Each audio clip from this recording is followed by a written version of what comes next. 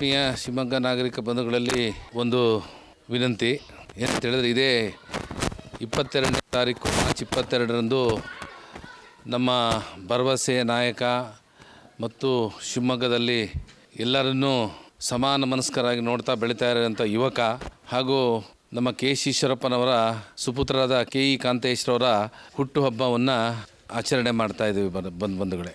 ಈ ಒಂದು ಮಾರ್ಚ್ 22 ಕಾಂತೇಶ್ವರ ಹುಟ್ಟುಹಬ್ಬ ಆಚರಿಸೋಕ್ಕೂ ಸಾಕಷ್ಟು ಕಾರಣಗಳಿದೆ. ಯಾಕಂದರೆ ತಂದೆ ಒಂದು ಅಪರೂಪದ ರಾಜಕಾರಣಿ. ಕೆ ಸಿ ಈಶ್ವರಪ್ಪನವರು ಕರ್ನಾಟಕವೇ ಕಂಡ ಒಂದು ಸಭ್ಯ ಮತ್ತು ಅಪರೂಪದ ರಾಜಕಾರಣಿ ಅಂತಲೇ ಹೇಳ್ಬೋದು. ಯಾಕಂದರೆ ಅವರು ಧಾರ್ಮಿಕವಾಗಿ, ಸಾಂಸ್ಕೃತಿಕವಾಗಿ ಹಾಗೂ ಕ್ರೀಡೆಗೋಸ್ಕರ ಮತ್ತು ದೇವಸ್ಥಾನಗಳಿಗೋಸ್ಕರ ಶಿವಮೊಗ್ಗದ ರಾಯಭಾರಿಯಾಗಿಯೇ ಅವರು ಕೆಲಸ ಮಾಡಿದ್ದಾರೆ. ಕೆ ಸಿ ಈಶ್ವರಪ್ಪನವರು ಶಿವಮೊಗ್ಗದ ರಾಯಭಾರಿಯಾಗಿ, ಸಾಂಸ್ಕೃತಿಕ ರಾಯಭಾರಿಯಾಗಿ, ಕರ್ನಾಟಕದ ರಾಯಭಾರಿಯಾಗಿ ಕೂಡ ಅವರು ಕೆಲಸವನ್ನು ನಿರ್ವಹಣೆ ಮಾಡಿದ್ದಾರೆ. ಇದು ನಮ್ಮ ಶಿವಮೊಗ್ಗದ ಅವರ ಅಭಿಮಾನಿಗಳಾಗಿರ್ತಕ್ಕಂಥ ನಾವುಗಳು ಅವ್ರಿಗೆ ಕೊಡ್ತಾ ಇರತಕ್ಕಂತಹ ಒಂದು ಬಿರುದು. ಕೆ ಸಿ ಈಶ್ವರಪ್ಪನವರ ಸುದೀರ್ಘವಾದ ರಾಜಕಾರಣದಲ್ಲಿ ಯಾವುದೇ ಒಂದು ಚುಕ್ಕೆ ಬಂದರೂ ಕೂಡ ಅದು ಅಳಿಸಿ ಹೋಗುವಂಥ ಕೆಲಸವನ್ನು ಕೂಡ ಆಗಿದೆ. ಅವರು ನಿಷ್ಕಳಂಕವಾಗಿದ್ದಾರೆ. ಯಾವುದೇ ಪಕ್ಷಕ್ಕೆ ನಿಷ್ಠರಾಗಿದ್ದುಕೊಂಡು 2023ವರೆಗೂ ಕೂಡ ಅವರು ಪಕ್ಷದ ಎಲ್ಲ ಆದೇಶಗಳನ್ನು ಪಾಲಿಸುತ್ತಾ ಬಂದು ಪಕ್ಷದ ನಿಷ್ಠಾವಂತ ಕಾರ್ಯಕರ್ತರಾಗಿ ಪಕ್ಷಕ್ಕೆ ಯಾವಾಗ ತಮ್ಮ ಅಗತ್ಯ ಇದೆಯೋ ಅವಾಗೆಲ್ಲ ಕೆ ಸಿ ಈಶ್ವರಪ್ಪನವರು ತೊಡಕೊಂಡಿದ್ದಾರೆ. ಇದನ್ನೆಲ್ಲ ಹತ್ತಿರದಿಂದ ನೋಡಿದಂಥ ಬಂದವರು ನಮ್ಮ ಕೆ ಇ ಕಾಂತೇಶ್ರವರು. ತಂದೆಯನ್ನು ತುಂಬ ಹತ್ತಿರದಿಂದ ನೋಡ್ಕೊಳ್ತಾ ಬಂದಿದ್ದಾರೆ. ಬಾಲ್ಯದಿಂದಲೇ RSSಲ್ಲಿ ಅವರ ಕಾರ್ಯವನ್ನು RSSಲ್ಲಿ ಭಾಗವಹಿಸ್ಕೊಂಡು ಶಾಖೆಗಳಿಗೆ ಹೋಗಿಕೊಂಡು ಸಂಘದ ಎಲ್ಲ ನಿಯಮಗಳನ್ನು, ಸಂಘದ ಎಲ್ಲ ಶಿಸ್ತುಗಳನ್ನು ಪಾಲಿಸ್ಕೊಂಡು ಬಂದಂಥವರು ಕೆ ಇ ಕಾಂತೇಶ್ ಅವರು. ತಂದೆ ನೆರಳಿನಲ್ಲೇ ಅವರು ಕೂಡ ಬೆಳೆದ್ಕೊಂಡು ಬಂದಿದ್ದಾರೆ. ಹಾಗೆ ಕಳೆದ ಬಾರಿ ಹೊಳಲೂರ ಜಿಲ್ಲಾ ಪಂಚಾಯತ್ ಸದಸ್ಯ ಕೂಡ ಆಯ್ಕೆಯಾಗಿದ್ದಾರೆ. 6 ವರ್ಷಗಳ ಕಾಲ ಯಶಸ್ವಿಯಾಗಿ ತಮ್ಮ ಕಾರ್ಯವನ್ನು ನಿರ್ವಹಿಸ್ತಾ ಬಂದಿದ್ದಾರೆ ಬಂಧುಗಳೇ. ಅವರು ಕೂಡ ಈಗ 46ನೇ ವಸಂತಕ್ಕೆ ಕಾಲಿಡ್ತಾ ಇದ್ದಾರೆ. ಈ ಸಂದರ್ಭದಲ್ಲಿ ಮನುಷ್ಯನಿಗೆ ಆಸೆ ಆಕಾಂಕ್ಷೆಗಳು ಅನ್ನೋದು ಸಹಜ, ಪದವಿಗಳು ಬೇಕು ಅನ್ನೋದು ಸಹಜವಾಗಿಯೇ ಕಾಂತೇಶ್ರವರಿಗೆ ಇತ್ತೀಚೆಗೆ ಶಿವಮೊಗ್ಗ ನಗರದಲ್ಲಿ ಇತ್ತೀಚೆಗೇನು ಕಳೆದ 16 ವರ್ಷಗಳಿಂದ ಶಿವಮೊಗ್ಗ ನಗರದಲ್ಲಿ ಜನಸೇವೆ ಮಾಡಿಕೊಂಡ್ರೆ ತಂದೆಯ ಹೆಗಲನ್ನು ಕಟ್ಕೊಂಡು ಬಂದಿದ್ದಾರೆ. ಶಿವಮೊಗ್ಗ ಜನರು ಕೂಡ ಅವರನ್ನು ಅಷ್ಟೇ ಪ್ರೀತಿಯಿಂದ ನೋಡಿಕೊಂಡಿದ್ದಾರೆ. ಯುವಕರಂತೂ ಕಾಂತೇಶ್ವರರನ್ನು ಕಂಡೆ ತುಂಬ ಹೆಚ್ಚಿನ ಪ್ರಮಾಣದಲ್ಲಿ ಸ್ಪಂದನೆಯನ್ನು ತೋರ್ತಾ ಇದ್ದಾರೆ. ಇದೆಲ್ಲೋ ಒಂದು ಕಡೆ ಹಾಗೆ ಓಂ ಶಕ್ತಿಯ ಒಂದು ಕಾರ್ಯಕ್ರಮ ಆಗಿರ್ಬೋದು.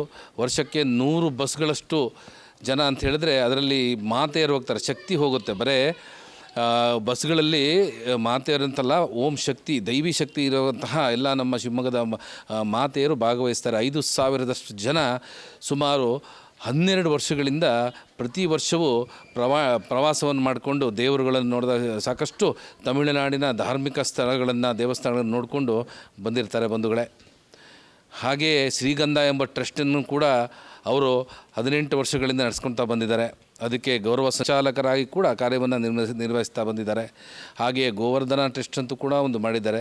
ಇತ್ತೀಚೆಗೆ ಗೋವರ್ಧನ ಟ್ರಸ್ಟನ್ನು ಅದು ವಿಶೇಷತೆ ಏನು ಅಂತ ಹೇಳಿದರೆ, ಗೋವುಗಳನ್ನು ಕಾಪಾಡುವಂಥ ಏಕೈಕ ಉದ್ದೇಶ, ಗೋವುಗಳು ಬೀದಿಯಲ್ಲಿ ಅನಾಥವಾಗಿ ಬೀಳಬಾರ್ದು, ಗೋವುಗಳಿಗೆ ಮೇವು ಸಿಗದೆ ಅವು ಸಾಯಬಾರ್ದು, ಮತ್ತು ಗೋವುಗಳಿಗೆ ಯಾವುದೇ ರೀತಿ ತೊಂದರೆ ದುಷ್ಟರಿಂದ ಆಗಿರಲಿ, ಪ್ರಾಕೃತಿಕವಾಗಿರಲಿ, ಅದಕ್ಕೆ ದೈಹಿಕವಾಗಿರಲಿ ಯಾವುದೇ ಒಂದು ತೊಂದರೆ ಬಂದಾಗ ಅದಕ್ಕೆ ಸ್ಪಂದಿಸುವ ನಿಟ್ಟಿನಲ್ಲಿ ಮೊನ್ನೆ ಶೃಂಗೇರಿ ಮಠದ ಸ್ವಾಮಿಗಳು ಬಂದು ಆಂಬುಲೆನ್ಸಿನ 19 ಲಕ್ಷ ರೂಪಾಯಿನ ವೆಚ್ಚದ ಆಂಬುಲೆನ್ಸನ್ನು ಖರೀದಿ ಮಾಡಿದ್ವಿ ಗೋವರ್ಧನ ಟ್ರಸ್ಟ್ನಲ್ಲಿ.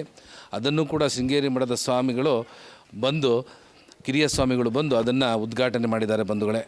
ಇಷ್ಟೆಲ್ಲ ಧಾರ್ಮಿಕ ಚಟುವಟಿಕೆಯನ್ನು ಮಾಡ್ಕೊಂಡು ಬಂದಿರೋ ಕಾಂತೇಶ್ವರು ಕ್ರೀಡೆಯಲ್ಲೂ ಕೂಡ ಸಾಕಷ್ಟು ನಮ್ಮನ್ನು ಇದ್ದಾರೆ. ಕ್ರೀಡೆಯೂ ಕೂಡ ಅವರು ಪ್ರೋತ್ಸಾಹವನ್ನು ನೀಡ್ತಾ ಇದ್ದಾರೆ. ಅದರ ನಿಟ್ಟಿನಲ್ಲಿ 21ನೇ ತಾರೀಕು NAS ಮೈದಾನದಲ್ಲಿ ಟೆನ್ನಿಸ್ ಬಾಲ್ ಕ್ರಿಕೆಟ್ ಟೂರ್ನಿಯನ್ನು ಆಯೋಜನೆ ಕೂಡ ಮಾಡಿದ್ದಾರೆ. 21 ಮತ್ತು 22 ತಾರೀಕು ತನಕ ಈ ಟೂರ್ನಮೆಂಟ್ ನಡೆಯುತ್ತೆ. ಸಂಜೆ ಇದರ ಪ್ರಶಸ್ತಿ ಪ್ರದಾನವನ್ನು ಮಂಗಳ ಕಲ್ಯಾಣ ಮಂದಿರದ ಆವರಣದಲ್ಲಿ ನಡೆಯಲಿರುವ ಹುಟ್ಟುಹಬ್ಬದ ಕಾರ್ಯಕ್ರಮದ ಸಮಾರಂಭದಲ್ಲಿ ಅವರಿಗೆ ಪ್ರಶಸ್ತಿ ಪ್ರದಾನವನ್ನು ಮಾಡಿಕೊಡಲಾಗುತ್ತದೆ ಬಂಧುಗಳೇ.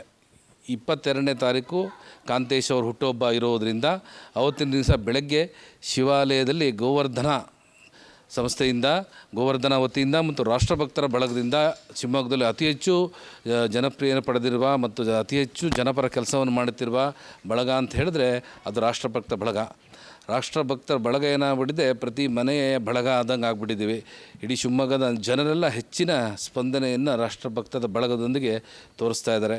ಕಾಂತೇಶ್ ಅವರಿಗೆ ಭಗವಂತ ಒಳ್ಳೇದು ಮಾಡಲಿ ಮತ್ತು ಅವ್ರ ಹುಟ್ಟುಹಬ್ಬ ನೆನಪಿಡುವಂಥ ಕಾರ್ಯಕ್ರಮ ಆಗೋಗಲಿ. ಬರೀ ಕಾರ್ಯಕ್ರಮಕ್ಕೋಸ್ಕರ ಹುಟ್ಟುಹಬ್ಬ ಆಚರಣೆ ಮಾಡ್ಕೊಳ್ಳೋದಲ್ಲ, ಇದೀಗಲ್ಲಿ ಸಾಕಷ್ಟು ಜನರಿಗೆ ಸಹಾಯವನ್ನು ಒದಗಿಸೋದಾಗಿರಲಿ, ಕ್ರೀಡೆ ಅಂತಾಗಿರಲಿ, ಮನೋರಂಜನೆ ಅಂತಾಗಲಿ, ಒಟ್ಟಾರೆಯಾಗಿ ಒಂದು ಗೋವಿನ ಪೂಜೆ ಅಂತ ಆಗಿರಲಿ, ಇಷ್ಟೆಲ್ಲ ಒಟ್ಟಾರೆಯಾದ ಒಂದು ಹೂರಣ ಈ ಹುಟ್ಟುಹಬ್ಬದ ಆಚರಣೆ ಅಂತ ಹೇಳಬೇಕು. ಮತ್ತೊಮ್ಮೆ ಕಾಂತೇಶ್ವರಿಗೆ ಹುಟ್ಟುಹಬ್ಬದ ಶುಭಾಶಯಗಳನ್ನು ಬಯಸುತ್ತಾ ಅವರಿಗೆ ಮುಂದಿನ ದಿನಗಳು ಅವರ ಭವಿಷ್ಯ ಚೆನ್ನಾಗಿರಲಿ ಅಂತ ಹೇಳ್ತಾ, ಎಲ್ಲರೂ ಬನ್ನಿ ಅವರ ಹುಟ್ಟುಹಬ್ಬದಲ್ಲಿ ಭಾಗವಹಿಸೋಣ, ಕ್ರೀಡೆಯಲ್ಲಿ ಪಾಲ್ಗೊಳ್ಳೋಣ, ಸೇವೆಯಲ್ಲಿ ಪಾಲ್ಗೊಳ್ಳೋಣ, ಹಾಗೆ ಮನೋರಂಜನೆಯಲ್ಲಿ ಪಾಲ್ಗೊಂಡು ಮನವನ್ನು ರಂಜಿಸಿಕೊಳ್ಳೋಣ, ಹಾಗೆ ಡ್ಯಾನ್ಸ್ಗಳನ್ನು, ನೃತ್ಯವನ್ನು ಕಣ್ತುಂಬಿಕೊಳ್ಳೋಣ. ಎಲ್ಲರೂ ಅಂದಿನ ದಿನ ಸಂಜೆ 22ನೇ ತಾರೀಕು ಸಂಜೆ 5 ಗಂಟೆಗೆ ಶುಭಮಂಗಳಕ್ಕೆ ತಾವೆಲ್ಲರೂ ಬನ್ನಿ. ತಮ್ಮೊಂದಿಗೆ ನಾವೆಲ್ಲ ಸೇರಿಕೊಳ್ತೀವಿ. ಎಲ್ಲರೂ ಗಿಲ್ಲಿ ನಟನ ಒಂದು ಮನೋರಂಜನೆ ಆಗಿರ್ಬೋದು, ನಮ್ಮ ಶಿವಮೊಗ್ಗದ ಹೆಮ್ಮೆಯ ಮಕ್ಕಳ ನೃತ್ಯವನ್ನಾಗಿರಲಿ ಕಣ್ತುಂಬಿಕೊಳ್ಳೋಣ. ಈ ಒಂದು ಹಬ್ಬದಲ್ಲಿ, ಕಾಂತೇಶ್ವರ ಹುಟ್ಟುಹಬ್ಬದಲ್ಲಿ ಶಿವಮೊಗ್ಗದ ಹಬ್ಬವಾಗಿ ಅದನ್ನು ಪರಿವರ್ತನೆ ಮಾಡಿಕೊಂಡು ಈ ಒಂದು ಹುಟ್ಟುಹಬ್ಬ ಸಂದರ್ಭದಲ್ಲಿ ನಾವೆಲ್ಲ ಶಿವಮೊಗ್ಗದ ಜನರು ಒಂದಷ್ಟನ್ನು ಎಲ್ಲ ನೋವನ್ನು ಮರೆತು ನಲಿಯೋಣ ಅಂತ ಹೇಳ್ತಾ ಈ ಮೂಲಕ ಶಿವಮೊಗ್ಗದ ನಗರದ ಜನತೆಯಲ್ಲಿ ನಾನು ಕೇಳ್ಕೊಳ್ತಾ ಇದ್ದೀನಿ. ಶಿವಮೊಗ್ಗದ ಯುವ ನಾಯಕರಾದಂಥ ಕಾಂತೇಶ್ ಅವರಿಗೆ ಹುಟ್ಟುಹಬ್ಬದ ಶುಭಾಶಯಗಳು. ಈಗಾಗಲೇ ಶಿವಮೊಗ್ಗ ನಗರದಲ್ಲಿ ಒಳ್ಳೆಯ ಕೆಲಸಗಳು ಮಾಡ್ತಾಯಿದ್ದಾರೆ ಹಾಗೂ ಹೋರಾಟಗಳನ್ನ ಸಹ ಮಾಡ್ತಾಯಿದ್ದಾರೆ. ಅವರ ಮುಂದಿನ ದಿನಗಳಲ್ಲಿ ಅವರು ಶಿವಮೊಗ್ಗ ನಗರದ MLA ಆಗಲಿ ಅಂತ ಹಾರೈಸ್ತೀನಿ. ಕಾಂತೇಶ್ ಅವರಿಗೆ ಹುಟ್ಟುಹಬ್ಬದ ಶುಭಾಶಯಗಳನ್ನ ಹೇಳ್ತಾ, ಅಯ್ಯಪ್ಪ ಸ್ವಾಮಿ ದೇವಸ್ಥಾನದ ಸಾರ್ವಜನಿಕವಾಗಿ ಅಕ್ಕಿಯನ್ನು ಸೇರ್ಪಡೆಗೊಟ್ಟು ನಮ್ಮ ಶಿವಮೊಗ್ಗ ಜಿಲ್ಲೆಯಲ್ಲಿ ಸಾಕಷ್ಟು ಸುಮಾರು ಅಕ್ಕಿಯನ್ನು ಸಂಗ್ರಹಣೆ ಮಾಡಿ ಅಯ್ಯಪ್ಪ ಸೇವಾ ಸಮಾಜಕ್ಕೆ ಕಳಿಸಿರುತ್ತಾರೆ. ಇದರಿಂದ 4 ಲೋಡ್ ಅಕ್ಕಿಯನ್ನು ಕಳಿಸಿಕೊಟ್ಟು ನಮಗೆ ಅಯ್ಯಪ್ಪ ಸೇವಾ ಸಮಾಜದ ವತಿಯಿಂದ ಸುಪೂರ್ವಕವಾದ ಹುಟ್ಟುಹಬ್ಬದ ಶುಭಾಶಯಗಳು. ಕಾಂತೇಶ್ವರ ಹುಟ್ಟುಹಬ್ಬದ ಶುಭಾಶಯಗಳಿಗೆ ತಿಳಿಸೋಕ್ಕೆ ಇಷ್ಟಪಡ್ತೇವೆ. ಆದರೆ ಅವರು ನಮ್ಮ ಮನೆಯಲ್ಲಿ ಭಾಳ ವಿಶ್ವಾಸದಿಂದ ಇದ್ದರು. ಅವ್ರ ಹುಟ್ಟುಹಬ್ಬಕ್ಕೆ ಅನೇಕ ರೀತಿ ಹೇಳೋದು ಸಾಲದು, ಜೊತೆಲಿದ್ವಿ ನಾವೆಲ್ಲ. ಆದರೆ ಭಾಳ ಜನ ಹೇಳೋರಿದ್ದಾರೆ, ನಮ್ಮದು ಅಷ್ಟಾಗಿ ಸ್ವಲ್ಪ ಸಾಕು, ಇನ್ನೂ ಭಾಳ ಜನ ಹೇಳೋರಿದ್ದಾರೆ. ಸಂತೋಷ ಆಯಿತು. ಅವ್ರಿಗೆ ಶುಭಾಶಯಗಳು. ಕಾರ್ತಿಕ್ ಅವರು ಅವರ ಹುಟ್ಟುಹಬ್ಬವನ್ನು ಶುಭಾಶಯಗಳು ಕೋರ್ತೀವಿ. ಅವ್ರ ತಂದೆ ನಾಡಿಗಾಗಿ ಭಾಳ ಶ್ರಮ ಪಟ್ಟಿದ್ದಾರೆ. ಅವರಂತೆ ಅವ್ರ ತಂದೆಯಂತೆ ಅವರು ಸಹ ಶ್ರಮಪಟ್ಟು ಈ ಸಮಾಜಕ್ಕೆ ಗೌರವ. ಕಾಂತೇಶ್ ಅವರಿಗೆ ಹುಟ್ಟುಹಬ್ಬದ ಆರ್ಥಿಕ ಶುಭಾಶಯಗಳು. ಅವ್ರ ಬಗ್ಗೆ ಹೇಳಬೇಕು ಅಂತ ಅಂದರೆ, ಹೆಚ್ಚಾಗಿ ಅವರನ್ನು ನಾವು ದೇವಸ್ಥಾನದಲ್ಲಿ ನೋಡಿ ಅವ್ರು ಬಂದಿದ್ದಕ್ಕೆಲ್ಲ ನಮಗೆ ತುಂಬ ಖುಷಿಯಾಗತ್ತೆ. ಖುಷಿಪಟ್ಟು ನಾವು ಅವ್ರನ್ನ ಜಾಸ್ತಿ ಏನು ಮಾಡಬೇಕು ಅಂತ ಅಂದರೆ ಅವ್ರಿಗೆ ಎಂಕರೇಜ್ ಮಾಡ್ತಾ ಅವರು ಖುಷಿಯಾಗಿದ್ದರೆ ನಾವು ಖುಷಿಯಾಗಿರ್ತೀವಿ. ಅವ್ರು ಮಾಡಿರೋ ಎಲ್ಲ ಕೆಲಸಗಳನ್ನು ನೋಡಿದ್ದೀವಿ. ತುಂಬ ಶ್ರಮ ಪಡ್ತಾರೆ, ತುಂಬ ಒಳ್ಳೆಯ ಕೆಲಸ ಮಾಡ್ತಿದ್ದಾರೆ. ಹೀಗೆ ಮಾಡಿಕೊಂಡು ಚೆನ್ನಾಗಿರಲಿ ಅವರು. ಮತ್ತು ಇಲ್ಲಿ ನಾವು ವೆಂಕಟೇಶ್ ನಗರದವರು, ಇಲ್ಲೂ ಎಲ್ಲ ಬರ್ತಾಯಿರ್ತಾರೆ. ದೇವಸ್ಥಾನ, ಗಣಪತಿ ಅದು ಇದು ಎಲ್ಲ ಬರ್ತಾಯಿರ್ತಾರೆ. ತುಂಬ ಚೆನ್ನಾಗಿ ಒಳ್ಳೆ ಕೆಲಸ ಮಾಡ್ತಾರೆ. ಹೀಗೆ ಹೀಗೆ ಚೆನ್ನಾಗಿರಲಿ. 22ನೇ ತಾರೀಕಿಗೆ ಬಿಗ್ ಬಾಸ್ ನಟ ಗಿಲ್ಲಿ ನಟ ಬರ್ತಿದ್ದಾರೆ. ಅವ್ರು ಬರ್ತಾ ಇರೋದು ನಮಗೆ ತುಂಬ ಖುಷಿ ಆಗ್ತಿದೆ. ಅವ್ರನ್ನ ನಾವು ಇಷ್ಟು ದಿನ TVನಲ್ಲಿ ನೋಡ್ತಾ ಇದ್ವಿ. ತುಂಬ ಕಾಮಿಡಿ ಮಾಡ್ತಿದ್ರು, ಎಲ್ಲರೂ ನಗಿಸ್ತಾ ಇದ್ರು. ಅವ್ರನ್ನ ನೋಡಿ ನಾವು TVನಲ್ಲಿ ತುಂಬ ಖುಷಿ ಪಟ್ಟಿದ್ದೀವಿ. ಅವರು ತುಂಬ ಖುಷಿ ಕೊಟ್ಟಿದ್ದಾರೆ ನಮಗೆ ಬಿಗ್ ಬಾಸಿಂದ. ಅವ್ರನ್ನ ಇಲ್ಲಿ ಕರೆಸ್ತಿರೋದ್ರಿಂದ ಕಾಂತೇಶ್ ಅವರು ನಮಗೆ ತುಂಬ ಖುಷಿ ಆಗ್ತಿದೆ, ಗಿಲ್ಲಿ ನಟ ಬರ್ತಾ ಇರೋದು.